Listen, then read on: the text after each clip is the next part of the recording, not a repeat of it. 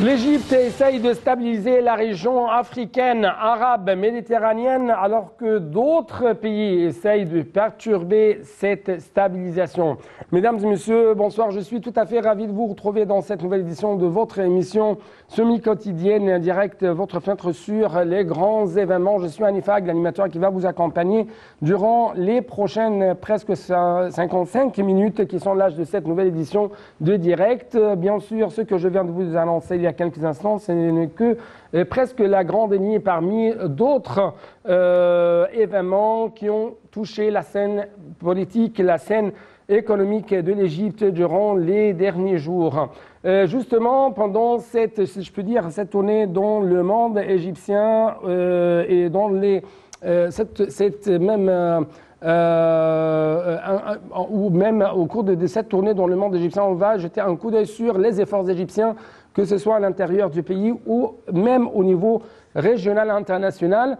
Et comme je viens de vous annoncer il y a quelques instants, l'Égypte essaye de stabiliser la région africaine, la région arabe, la région méditerranéenne, alors qu'il y a d'autres tentatives de la part, suivies bien sûr de la part d'autres pays, afin de déstabiliser tout ça sous une, si je peux dire, une tentative d'expansion.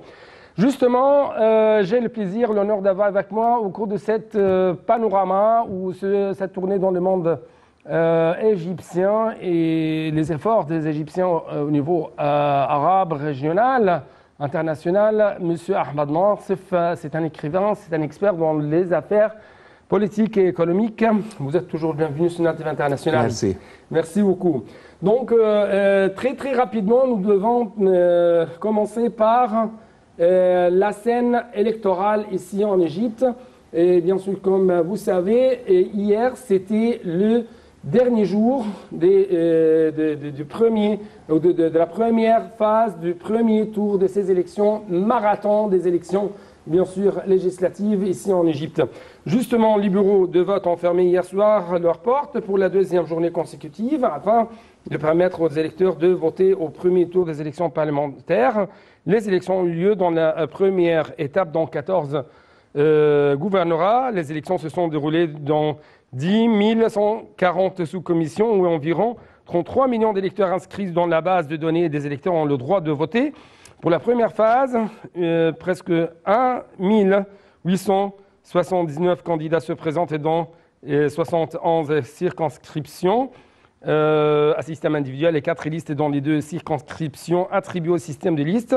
Le président de l'autorité nationale des élections et vice-président de la Cour de cassation, le conseiller Lachine Ebrahim, a confirmé que l'autorité n'avait pas reçu de plainte ou enregistré des irrégularités majeures le premier jour du vote des Égyptiens en législative et que le processus électoral se déroulait normalement lors de la deuxième et dernière journée du premier tour au sein de 10 140 sous-commissions du vote. Donc,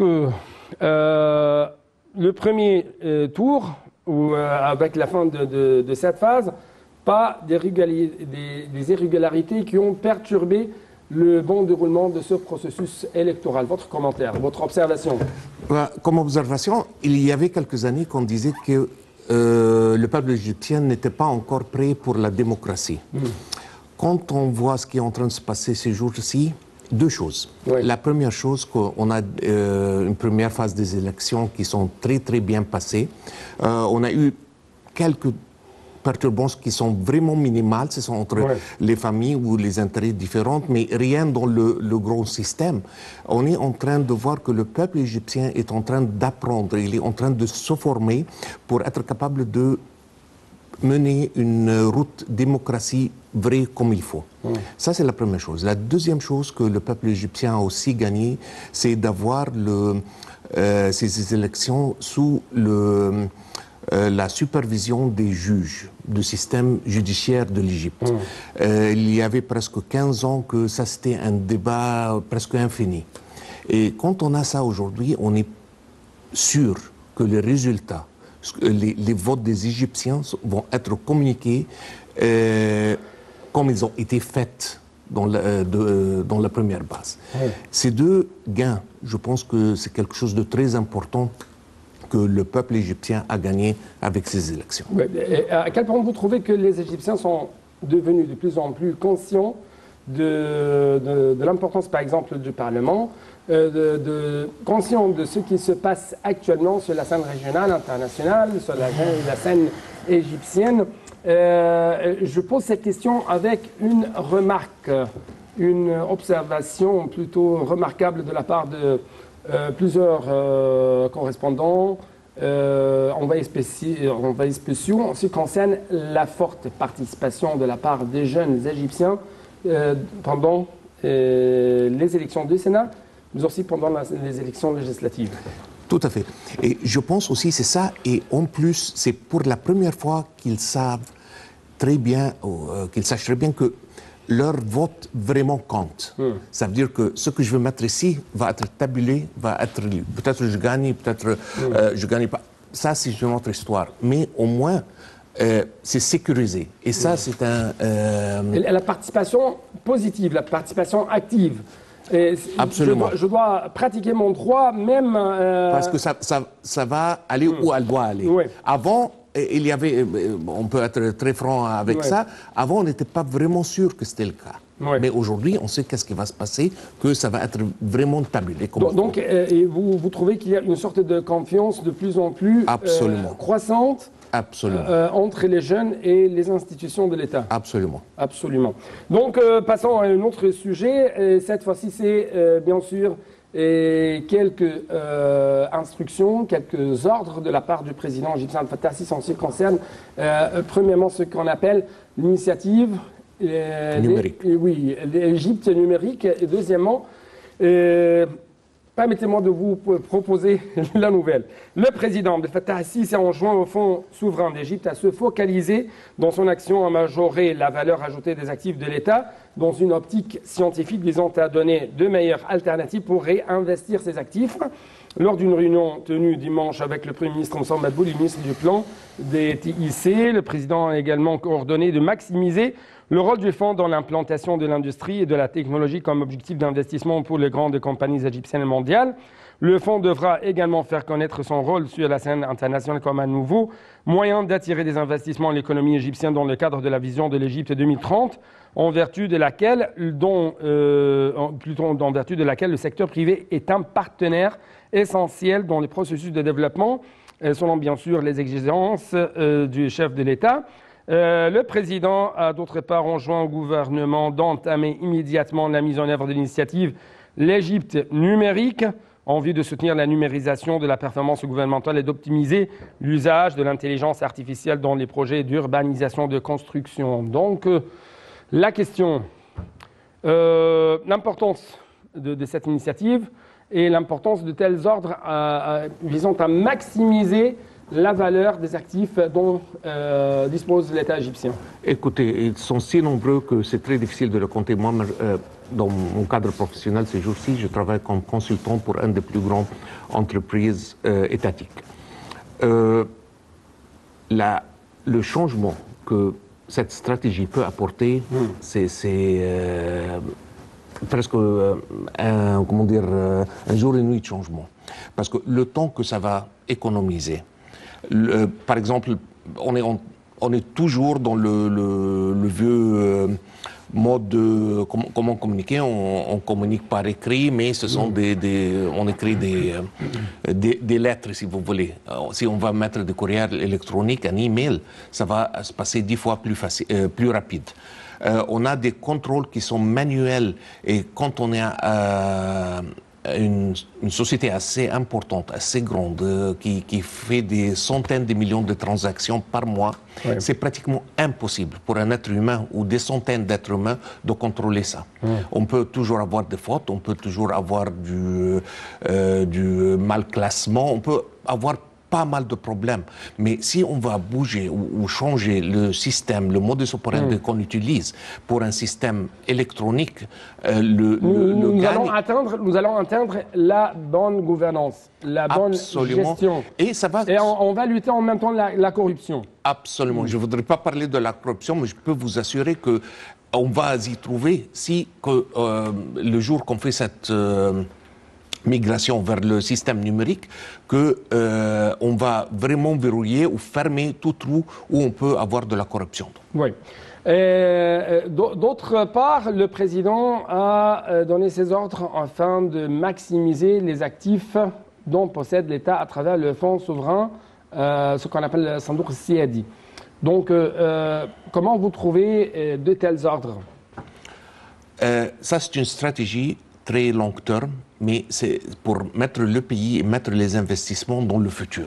Parce que si on va investir dans le passé, ça va devenir de plus en plus inutile, si vous voulez. Mais on est en train de parler de l'artificial intelligence, on est en train de parler des... L'intelligence artificielle. Absolument. On est en train de parler des choses qui sont très de la valeur ajoutée. C'est ça. Et c'est ça où on peut aussi aider les jeunes à trouver des travails qui sont, comment dire, qu'ils ont demandé un peu partout dans le monde, si vous voulez. Parce que la comptabilité, ça a changé, le finance, même le marketing. Des vieux gens comme moi, maintenant, quand on fait une campagne de marketing, ce n'est plus maintenant la télé, combien de GRP, combien d'expositions, c'est tout, est devenu numérique. Donc, c'est presque... obligatoire, si vous voulez, si les jeunes veulent avoir un bon futur dans le domaine des affaires, qu'ils passent par cette route-là. Oui. Très, très rapidement, nous devons passer à une autre nouvelle qui impressionne le monde des affaires, le monde de l'économie au niveau international. C'est l'Égypte qui est admirée pour ses taux de croissance en dépit du Covid-19, selon des déclarations faites par des responsables onusiens et même par des rapports présentés par la Banque mondiale. Avec plus de précision, l'Égypte a été une exception à la lumière des conditions imposées par le Covid-19 en termes de capacité à continuer à réaliser une croissance économique malgré les conditions environnantes et à continuer à travailler pour construire un système de santé solide capable de faire face à la pandémie de coronavirus. C'est ce qu'a déclaré le coordonnateur résident de l'ONU en Égypte, Richard Dictus. Monsieur Dictus a salué lors d'une cérémonie organisée au Palais Tahrir, marquant le 75e anniversaire de la fondation de l'ONU, le partenariat unique entre l'Égypte et les Nations Unies et l'engagement de l'Égypte à contribuer aux forces de maintien de la paix. D'autre part, le groupe de la Banque mondiale a maintenu ses prévisions de croissance positive pour l'économie égyptienne selon le rapport sur le développement économique dans la région du Moyen-Orient et de l'Afrique du Nord, ce qui met en évidence le succès de l'économie à absorber les répercussions de la pandémie mondiale grâce aux mesures adoptées ces dernières années qui ont permis d'aller de l'avant dans l'application de l'agenda de développement national. De sa part, la ministre de la Coopération internationale, Rania Al-Mashat, a affirmé que les constats positifs prévoyant la croissance de l'économie égyptienne durant la pandémie de Covid-19 reflétaient l'efficacité et le succès du programme de réforme économique mis sur pied ou mis même sur pied durant la période 2016-2019 et la capacité de projets nationaux et ceux d'infrastructures menés dans l'ensemble des secteurs à renforcer la cohésion de l'économie en dépit de la crise du coronavirus et ce, au moment où la plupart des pays de la région connaissaient une régression. Donc, les commentaires. Je pense deux commentaires.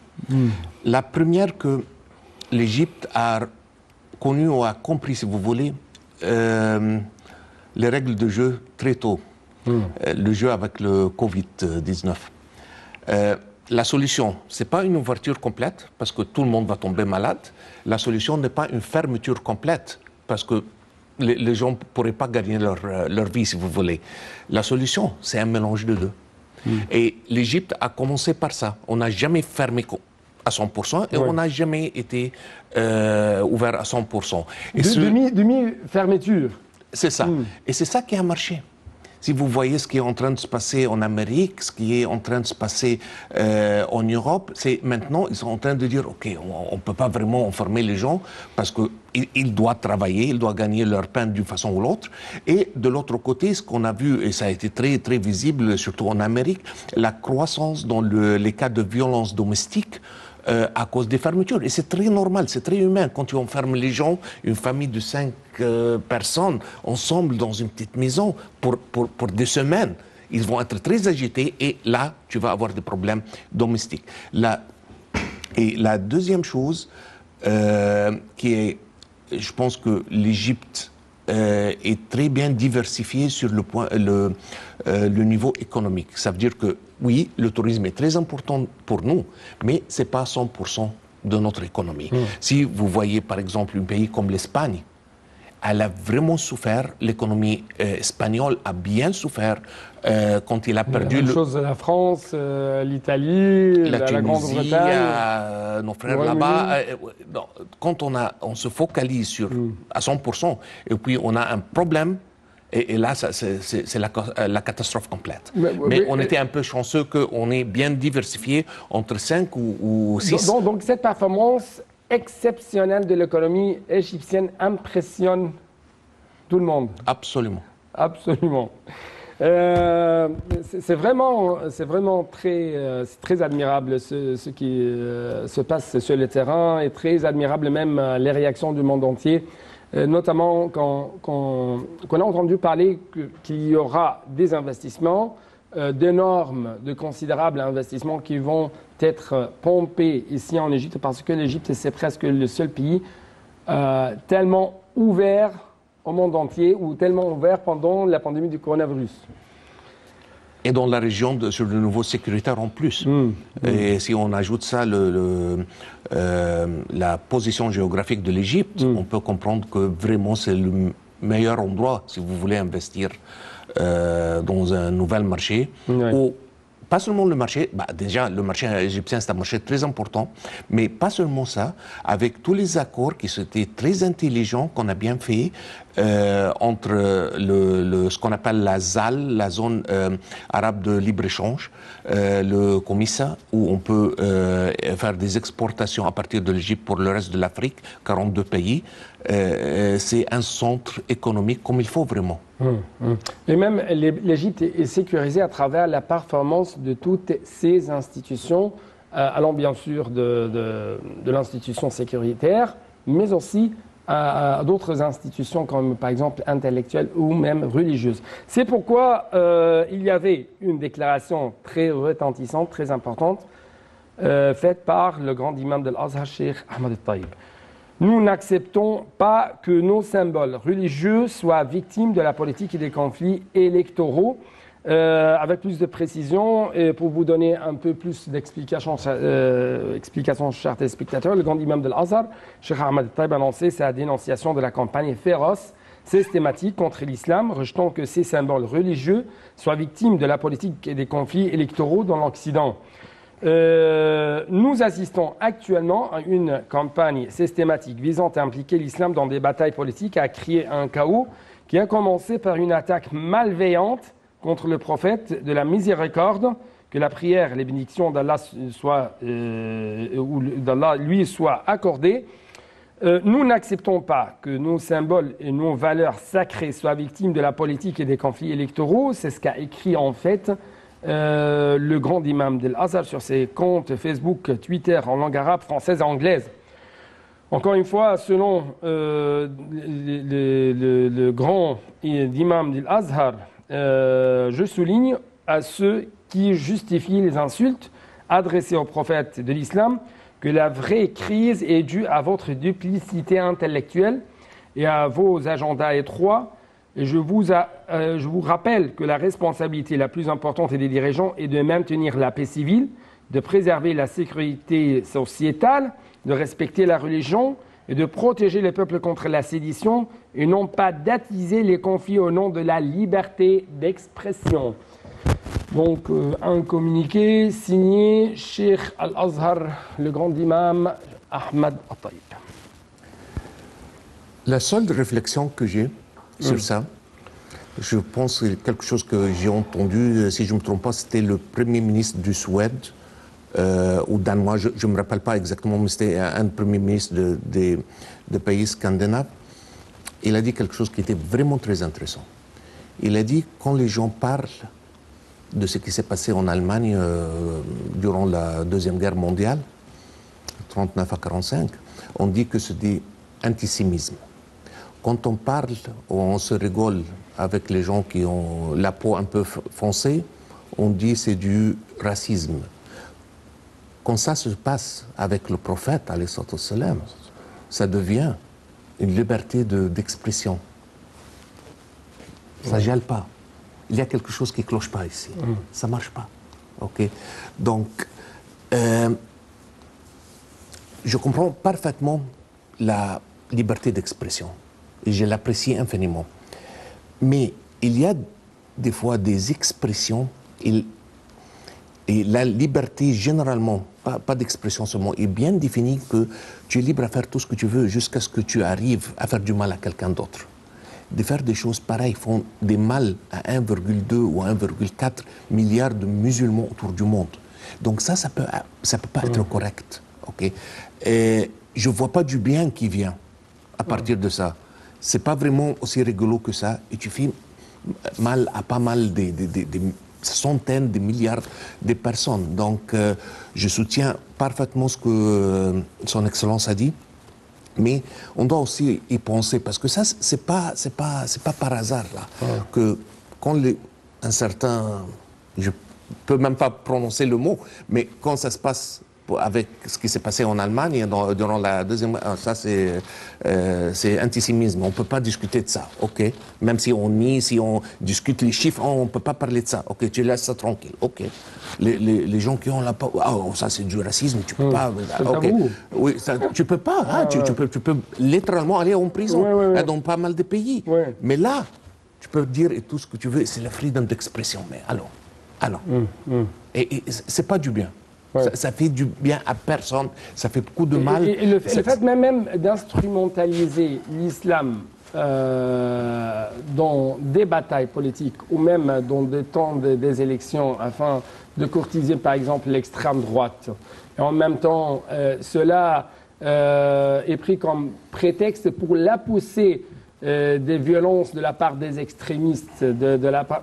C'est la même chose pour les dirigeants de certains pays dont on va parler bien sûr durant les prochaines minutes, qui prend de telles insultes comme moyen pour arriver à pratiquer cette expansion sur le terrain. Le prend comme prétexte et il l'appuie dessus. Et c'est triste. C'est triste, vraiment. Oui. Donc, chers téléspectateurs, c'est ainsi, nous devons passer à un autre sujet, c'est cette fois-ci la Turquie. Depuis l'automne 2019, ça sera bien sûr notre sujet principal dont on va discuter durant les prochaines minutes. Depuis 2019, les ambitions régionales de la Turquie se heurtent régulièrement aux intérêts des pays régionaux. De sa politique syrienne, marquée par sa volonté inébranlable de venir à bout des ministres kurdes de PYD, alliés de l'Occident face à Daesh, mais considérés comme terroristes par Ankara, son soutien actif au gouvernement de Tripoli, en dépit de l'embargo sur les armes prononcé par les Nations Unies, en passant par sa revendication de territoire maritime en Méditerranée orientale ou par son appui diplomatique et militaire à l'Azerbaïdjan face à l'Arménie, le président Erdogan poursuit un agenda apparemment nationaliste ou apparemment islamiste, mais en essence, dans le contenu, ce sont des actes de sabotage. Justement, il y a des facteurs, tant intérieurs qu'extérieurs, qui permettent de mieux comprendre la politique maximaliste poursuivie depuis un an par Erdogan dans son environnement régional. Donc justement, je dois vous proposer un reportage qui va vous donner un peu plus d'explications en ce qui concerne ce sujet. Après ça, on va savoir quelle était la réaction de l'Égypte avec les autres pays de la Méditerranée orientale.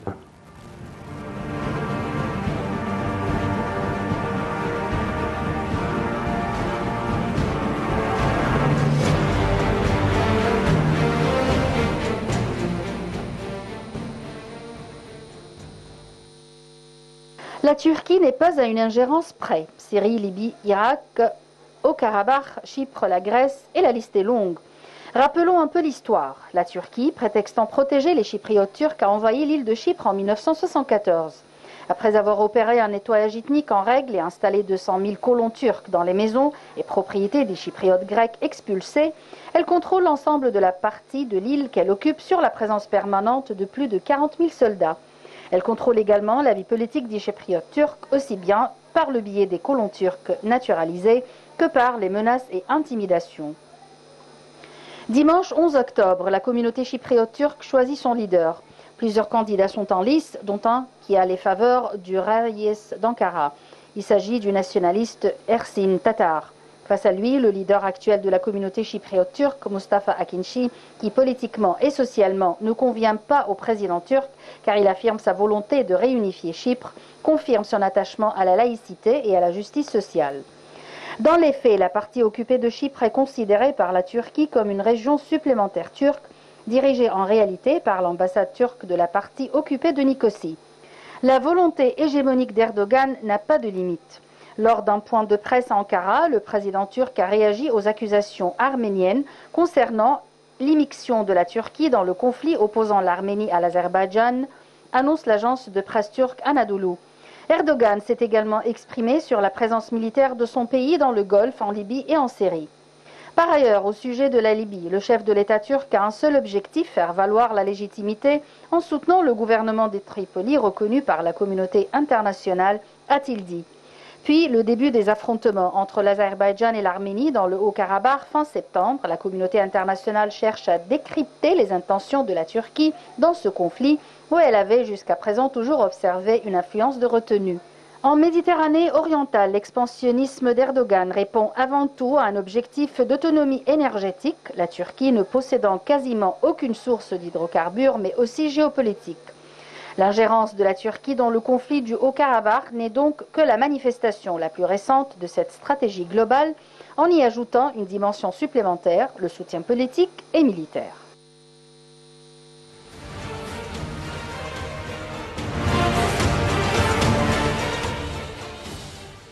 Donc, si on parle de la Turquie, on parle d'un facteur de la déstabilisation de la sécurité de cette région, plutôt de la sécurité mondiale. C'est pourquoi on trouve que l'Égypte, la main dans la main avec Chypre, la Grèce, se disent très préoccupés par l'escalade des tensions en Méditerranée orientale. En fait, Chypre, la Grèce et l'Égypte ont condamné mercredi dernier les forages, les opérations sismiques illégaux de la Turquie dans des zones marines qui ont déjà été délimitées conformément à la Convention des Nations Unies sur le droit de la mer. Donc justement, je dois encore une fois vous proposer la réaction de ces trois pays en ce qui concerne cette déstabilisation, cette escalade de la part de la Turquie.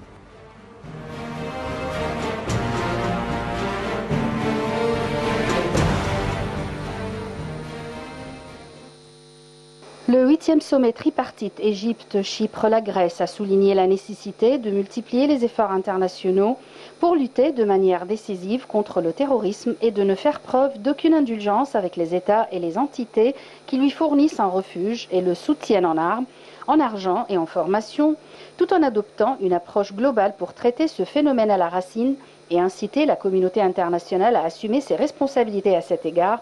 C'est ce qu'a affirmé le président Abdel Fattah el-Sisi lors d'une conférence de presse commune à l'issue du sommet, l'ayant réuni avec son homologue chypriote Nikos Anastasiades et le Premier ministre grec Kyriakos Mitsotakis à Nicosie.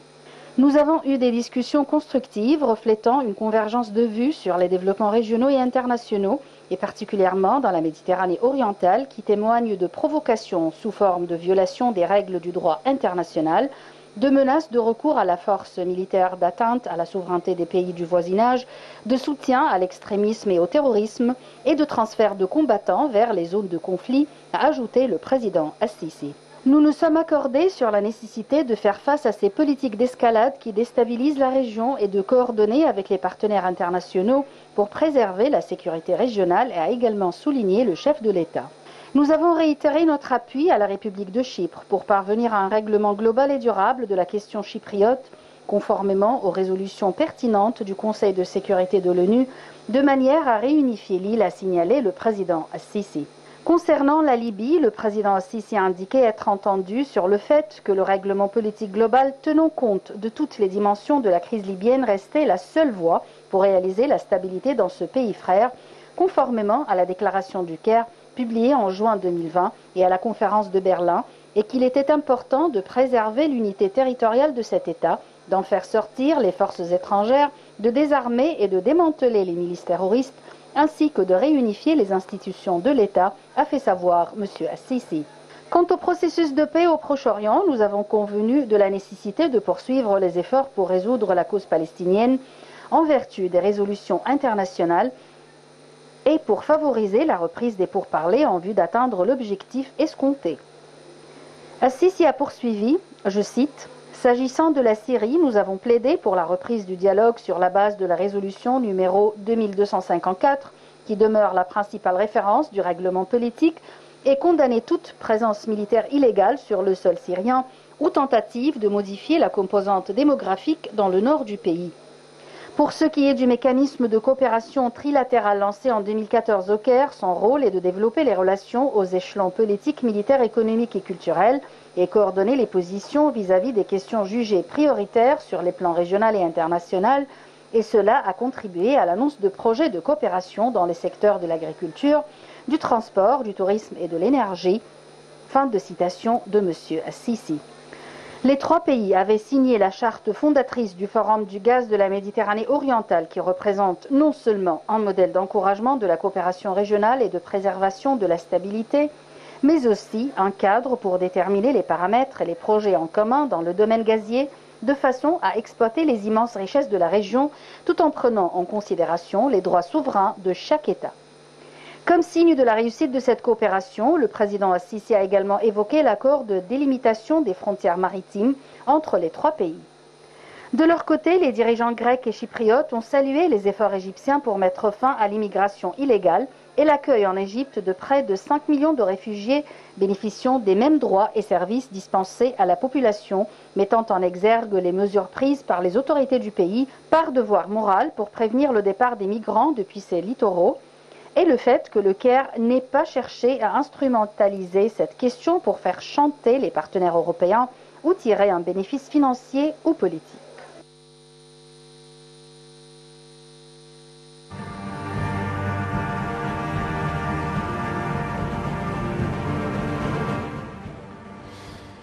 Donc, les commentaires seront avec vous.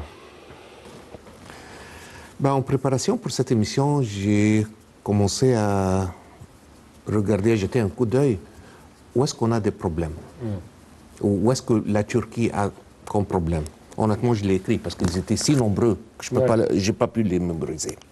Donc voyons. Il est en train d'essayer d'envahir le nord d'Irak. Erdogan, absolument. Il a attaqué la Syrie. Ils en ont pris une partie avec son armée. Il a un très grand problème avec les Kurdes. Il est en train d'envoyer des terroristes en Libye, juste à côté de nous. Ce sont donc les crimes qu'il est en train de faire en même temps. Les crimes perpétrés par Erdogan aux yeux des Arabes. Absolument. La région, hein, pas seulement les Arabes, parce que ce qu'il est en train de faire en Arménie avec Nagorno-Karabakh. En Afrique, ce qu'il fait en Libye. Absolument. Il est en train de menacer l'Europe, qu'il va leur envoyer des milliers de réfugiés. Donc, il a les insultes qu'il a échangées avec le président français. Ça se fait pas. Même on peut avoir des ennemis, mais il y a comment un degré ou un certain niveau que le conflit peut pas descendre au-dessous de ça. Mais la question, pourquoi il est en train de faire ça? Si on regarde la situation, il est domestique chez lui.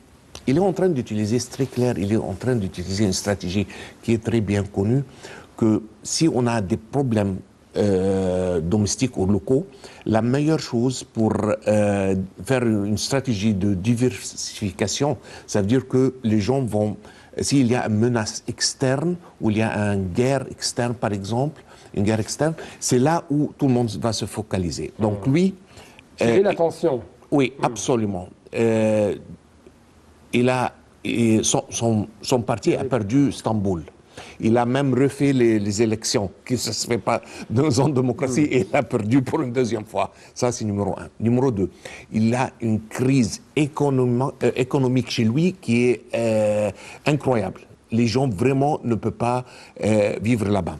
Et là, le chef d'opposition turc est en train de dire ouvertement à tout le monde que M. Erdogan et sa famille sont le plus grand problème ou catastrophe qui est jamais arrivé en Turquie. Ça, lorsque Erdogan lui-même, quand il est son slogan dans les élections était zéro problème. Et maintenant, il a des problèmes pratiquement avec tout le monde. Même avec l'Amérique. Même avec l'Amérique, avec cette histoire des missiles... Avec la Russie. Missiles S-400. L'histoire de l'avion russe qu'il a... L'avion américain F-35, vous venez de parler. Vous voulez parler de ça. Et les missiles russes c'est ça, c'est à cause des missiles, il a des problèmes avec les Américains, parce que les Américains ne veulent pas que cette technologie de guerre, si vous voulez, soit utilisée dans cette région. Mais il a des problèmes énormes chez lui et il est en train de faire des problèmes pratiquement partout autour de lui.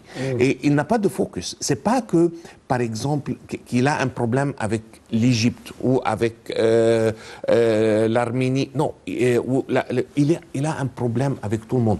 Et c'est là où il est en train d'essayer de déstabiliser la région. Et il est vraiment devenu un danger. Ce qui me gêne comme un observateur, si vous voulez, la réaction, je pense que la réaction de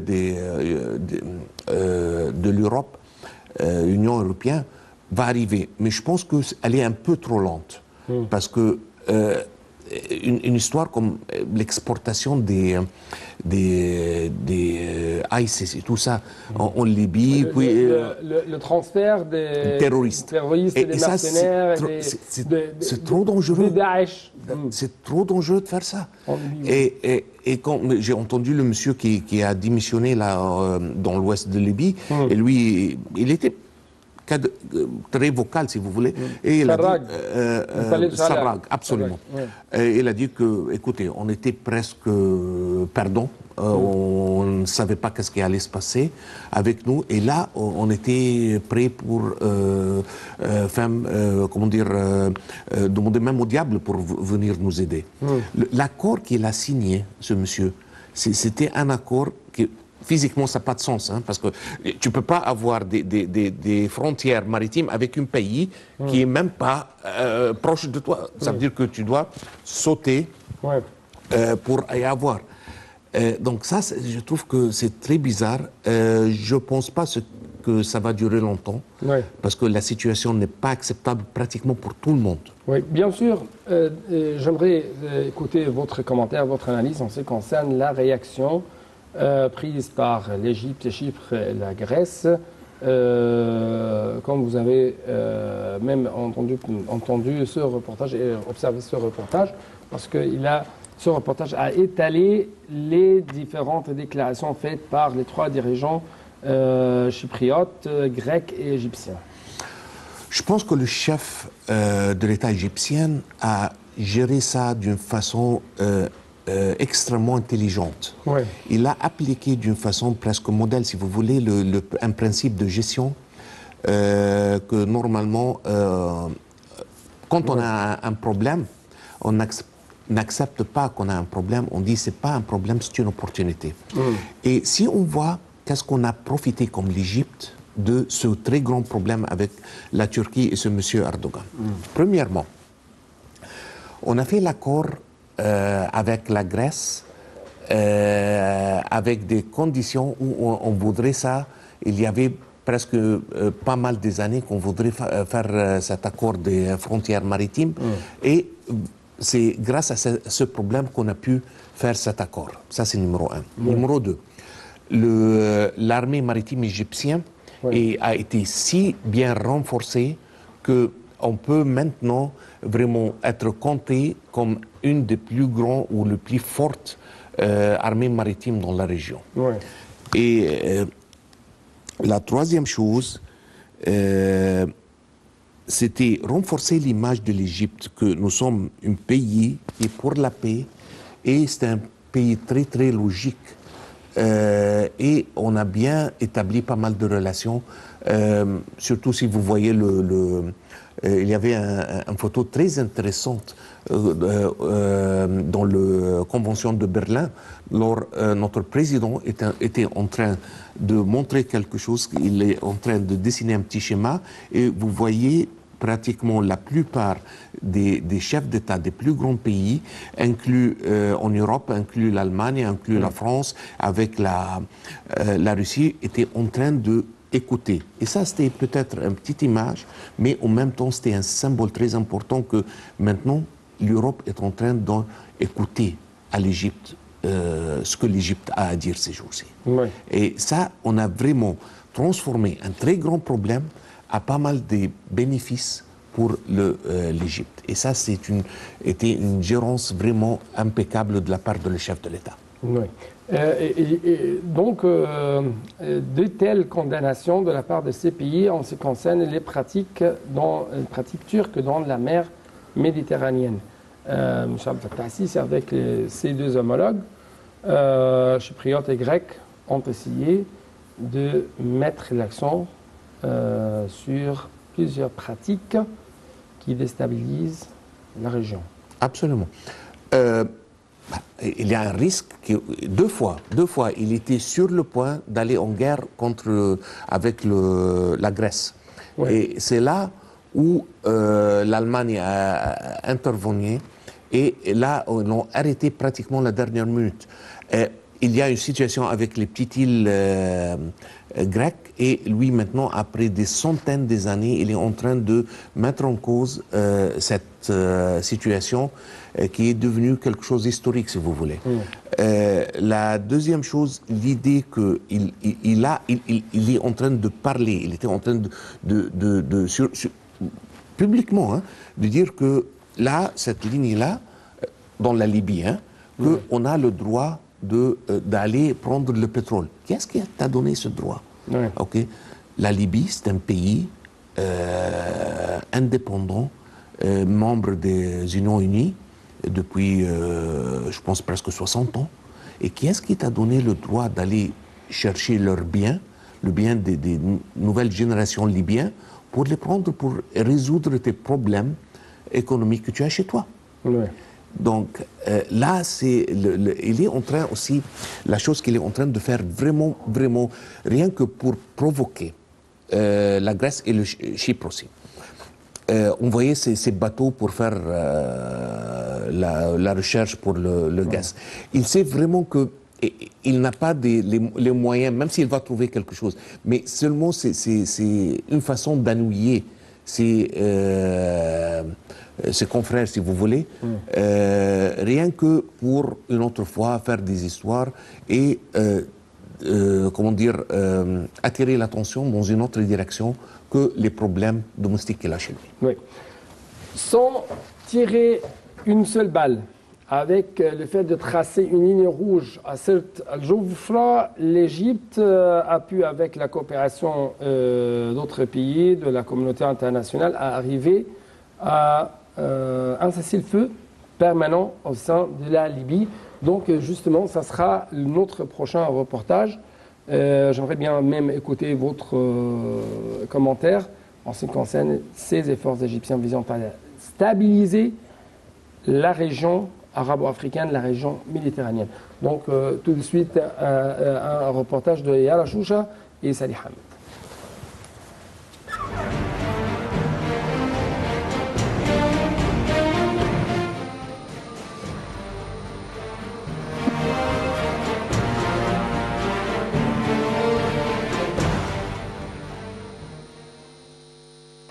Le vendredi 23 octobre à Genève, les partis libyens ont procédé à la signature de l'accord de cessez-le-feu sous les auspices des Nations Unies.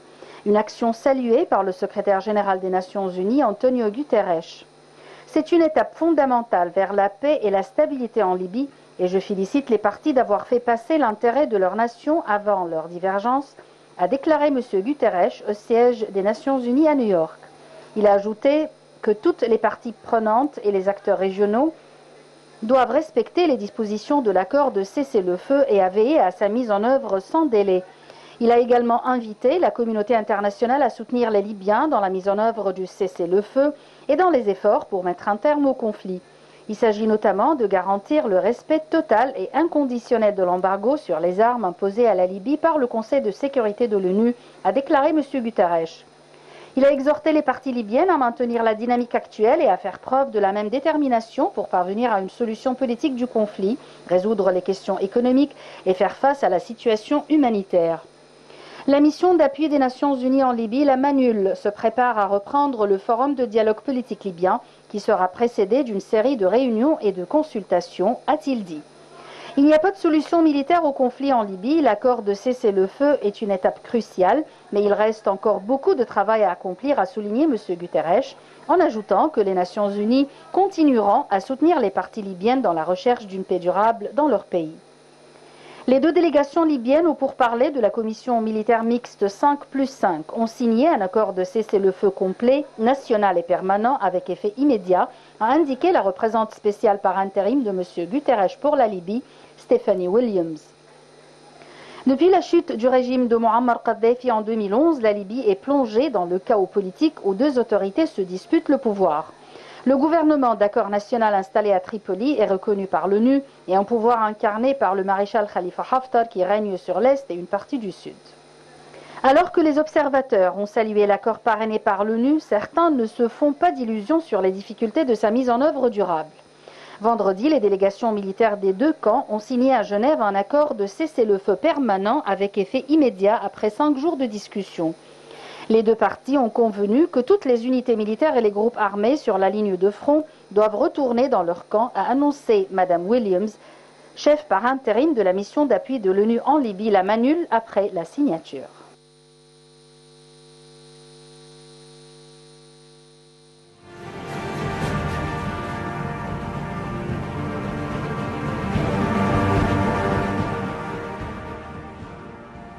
Donc, félicitations aux Libyens pour un tel cessez-le-feu permanent.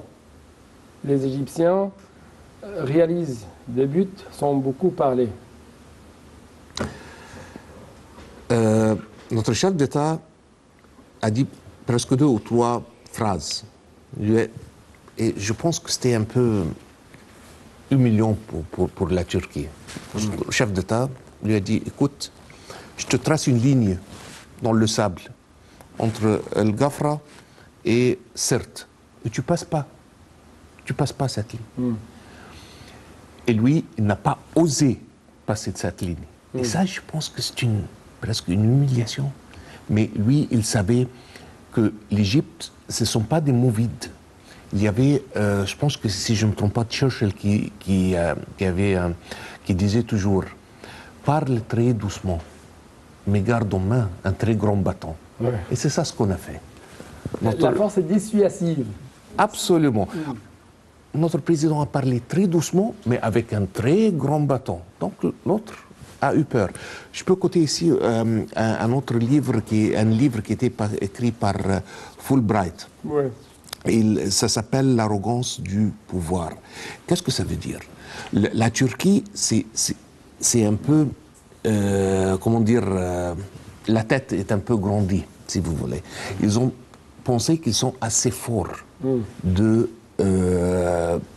pour être capables de faire des problèmes en Irak, en Libye, en Syrie. Occuper même l'Irak, la Syrie, faire des actes de sabotage, mettre la main sur l'eau de l'Irak.